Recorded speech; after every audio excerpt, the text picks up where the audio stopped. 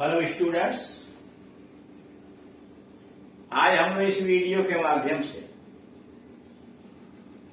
एक का हिंदी में उच्चारण का क्या नियम है इसके विषय में अध्ययन करें। यानी एक का जब शब्दों के निर्माण में प्रयोग किया जाता है, बीच में, पहले या बाद में, तो उसके उच्चारण का क्या नियम होता है, कैसे वह कॉन्सोनेंट यानी व्यंजन के साथ जुड़ेगा, इसके विषय में जानकारी दी जाए।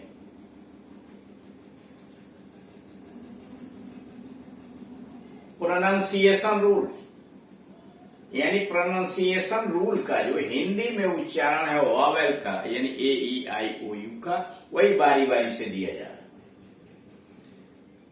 ए का उच्चारण नियम रूल नंबर 1 से लेकर 5 तक इसके पहले वाले वीडियो में बतलाया जा चुके हैं, उसको समझाया जा चुका है कि ए का रूल क्या है। यानी 1 से लेकर 5 तक जो नियम है इसके पहले वाले वीडियो में समझाया गया। रूल नंबर 6 से यहां शुरू। जब किसी शब्द में ए के बाद यल हो, आर हो, यस हो, टी इत्यादि हो, कहा कोई ऐसा शब्द आया हुआ हो कि ए के बाद यल आ गया हो, आर आ गया हो, यस हो, टी इत्यादि हो, इसके पहले आने वाला ए का उच्चारण यानी इनके पहले आने वाले ए का उच्चारण आ होता है।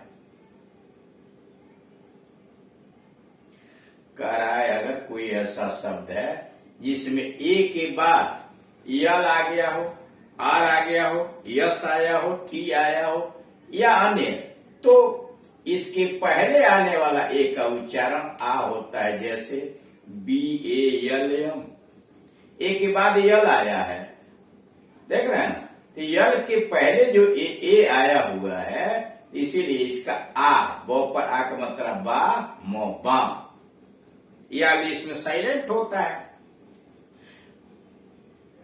मतलब मरहम। बी ए आर, ए के बाद आर आया, बार, यानी बो पर आ का मात्रा लगाया गया, बार। बार का मतलब होता है बा, रोक, छल, मधुशाला, बाधा, डंटा, बहुत सारे अर्थ होते हैं। अब है past, P A S T, past, यानी ए के बाद यस आया हुआ, टी भी आया हुआ। पास्ट का मतलब अतीत, बीता हुआ। P A T H, path, यहां भी देख रहे हैं ए के बाद टी आया हुआ, यहां जो दिया गया पाथ, पाथ मतलब रास्ता।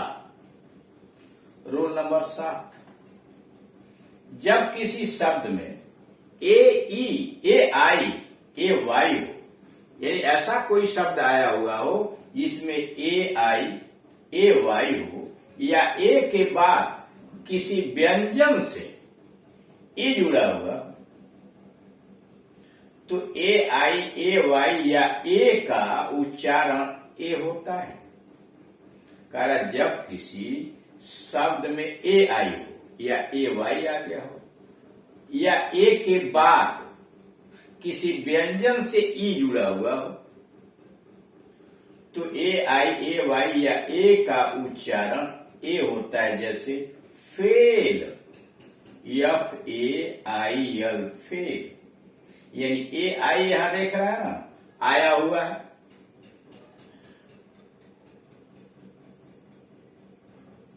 और यह जुड़ा हुआ किससे, एक व्यंजन से, यल से जुड़ा हुआ, तो फेल का मतलब विफल। वैसे डब्ल्यू ए आई टी, ए आई आया है, टी से जुड़ा हुआ, वेट, वेट का मतलब इंतजार करना। बी ए वाई, ए वाई आया हुआ है, तो बे, बे का मतलब खाड़ी, और बेल, बी के बाद ए आया है, यल से जुड़ा, उसके बाद ई आया, तो बेल, बेल का मतलब गांठ। Trade, T R A D, A आया है और कॉन्सोनेंट के बाद ई से जुड़ा है, ट्रेड, ट्रेड का मतलब व्यापार। रूल नंबर 8, जब किसी शब्द में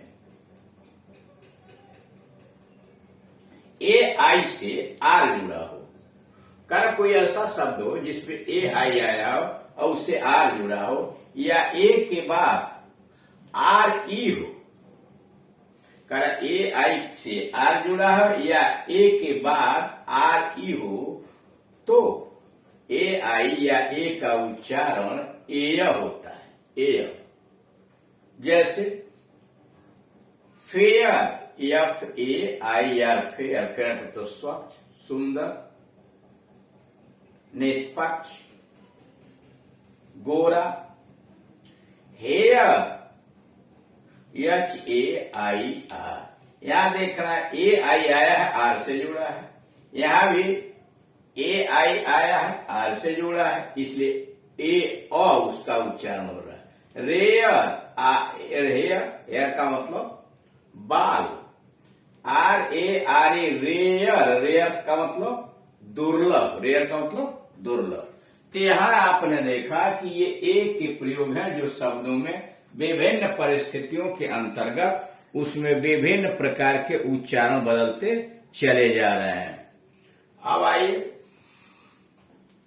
ई का उच्चारण रूल क्या है, यानी ई का उच्चारण किस प्रकार से, कब और किस प्रकार से किया जाता है, उसके लिए यानी वह हिंदी में दिखलाया गया कि हिंदी में क्या उच्चारण होता है। ई का उच्चारण ई, ई अ या आ ए इत्यादि होता है। करा ई से छोटी भी बनता है, बड़ी भी बनता है, ई आ ए इत्यादि। ई के उच्चारण के नियम निम्न प्रकार दिए गए हैं, यानी ई का उच्चारण कैसे आप करेंगे नीचे दिया हुआ है। रूल नंबर 1, जब किसी वर्ड के शुरू या बीच में करा कोई ऐसा शब्द है जिसके शुरू या बीच में ई का प्रयोग हो तो इसका उच्चारण साधारणतया ये होता है। करा कोई ऐसा शब्द हो जिसके बीच में या शुरू में ई का प्रयोग हो तो इसका उच्चारण साधारणतया ए होता है। जैसे एक्सटसी, एक्सटसी मतलब परमानंद, इसमें देख रहे हैं शुरू में ई आया हुआ।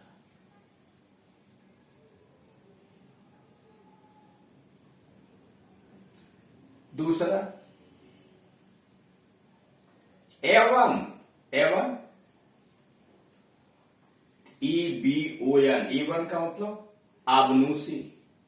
Red, R A D red, लाल, S P E N D spend, बेताना, खर्च करना। रूल नंबर 2, जब किसी शब्द के अंत में ear, EN, ENT, E R हो, का कोई ऐसा शब्द हो जिसके अंत में ear, EN, ENT, E R हो और उसके पहले 2 या 2 से अधिक लेटर हो, यानी उसके पहले 2 या 2 से अधिक लेटर आ गए हों तो ई का उच्चारण अ होता है। जैसे टनल, टनल सुरंग, स्पोकन, स्पोकन मतलब बोला हुआ, कहा हुआ। मस्टर, मस्टर गिनती, MUSTER मस्टर। तो इस प्रकार से आप देख रहे हैं कि विभिन्न शब्दों के निर्माण में विभिन्न जो रचनाएं की गई हैं उसके अनुसार ए का भी बदल रहा है, ई का भी बदल रहा है। ये सारी चीजें जान लेना इसलिए आवश्यक हो जाता है कि देखिए जब इंग्लिश के अंतर्गत आप उच्चारण सही करेंगे तभी जो बात आप कहेंगे दूसरों को समझाने का प्रयास करेंगे वो आसानी से समझ पाएगा। लेकिन अगर आपने इंग्लिश के अंतर्गत शुद्ध उच्चारण नहीं किया, शब्द का सही उच्चारण नहीं हुआ तो उसका गलत अर्थ लिया जाएगा, यानी जो आप कहना चाहते हैं वह न समझ के श्रोता कोई दूसरा समझ लेगा। इसलिए सबसे जरूरी है कि उच्चारण को शुद्ध और सही कहा जाए और इसके लिए यही जरूरी है कि जो भी इंग्लिश के अल्फाबेट हैं, वावेल है, कॉन्सोनेंट है यानी स्वर और व्यंजन है, हिंदी के जो स्वर और व्यंजन है इनका उच्चारण कैसे किया जाता है, हिंदी इंग्लिश के वावेल का हिंदी में कैसे उच्चारण किया जाता है और किस तरह से उसका उच्चारण किया जाता है, ये समझना बहुत ही आवश्यक है। जब तक हम इसको नहीं समझेंगे तो जो शब्द दिए रहेंगे उसका उच्चारण करने में हमें परेशानी होगी, हम गलत तरीके से उच्चारण करेंगे। यह सही है कि कोई यह नहीं कह सकता कि हम परफेक्ट हैं, उच्चारण में परफेक्ट है, आपकी भाषा नहीं है वो परफेक्ट है। हाँ, परफेक्ट के नजदीक पहुंच सकते हैं, अधिक से अधिक परफेक्ट होने का प्रयास करेंगे। परफेक्ट तो कोई नहीं होता है, कोशिश करता है कि जो उच्चारण उसका है उस प्रकार का करने का प्रयास करें। क्योंकि हिंदी भाषी लोग हैं और हिंदी भाषी लोग के अंतर्गत उसकी जीभ हिंदी में टूटी होती है। जब भी वो अंग्रेजी बनेगा तो हिंदी का सुर उसमें आएगा, उसका लय आएगा, इसलिए उसका प्रोनाउंसिएशन निश्चित रूप से गलत होना है। लेकिन उसको कम से कम गलत हो, अधिक से अधिक हम उसको सुधार करें, उसके लिए रूल रेगुलेशन जानना जरूरी है, उनका अभ्यास करना जरूरी है। तो इस तरह से आप वीडियोस को देखिए। यह जो देख रहे हैं शीर्षक बना बेसिक इंग्लिश ग्रामर, यह जीरो से ही शुरू किया जाएगा। जिनको कुछ नहीं आ रहा है वो कैसे लिखें, अक्षरों का कैसे ज्ञान करें, ज्ञान करने के बाद सुंदर राइटिंग कैसे हो, फिर वावेल का उच्चारण कैसे करें, कॉन्सोनेंट का उच्चारण करें, ये सारी बातें जान लेंगे आप, तब शब्दों के निर्माण और वाक्यों के निर्माण तथा उच्चारण में आपको आसानी होगी। Thank you.